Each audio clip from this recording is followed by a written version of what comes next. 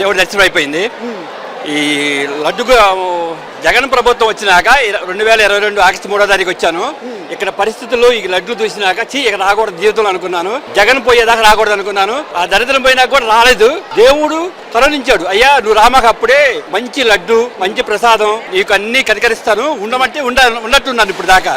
అందుకే ఇప్పుడు వచ్చినట్టున్నాను. ఈ లడ్డు చూసారా ఎంత హాయిగా ఉందో, కిలోమీటర్ వచ్చింది వాసన. ఈ లడ్డుకి గత ప్రభుత్వం లడ్డుకి ఎంత తేడా ఉందో తెలుసా అండి? ఇది చాలా స్మూత్ గా ఉండిద్ది.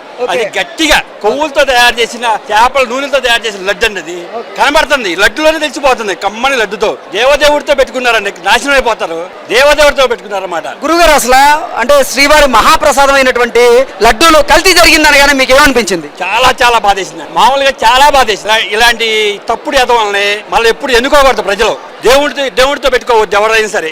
ఈ లడ్డూలో కల్తీ మన సనాతన ధర్మం మీద జరుగుతున్నటువంటి కుట్రగా మనం భావించవచ్చు అంటే ఏం చెప్తారు? ఖచ్చితంగా అండి. ఈ ప్రతి ఒక్కరు కూడా చాలా మంది సనాతన ధర్మాన్ని అన్యాయంగా చేస్తున్నారు. సనాతన ధర్మం చాలా గొప్పది, దాన్ని అవలంబించాలి, దాన్ని ఫాలో అయితే మన సనాతనం ఎప్పుడు గొప్పగానే ఉంటుంది.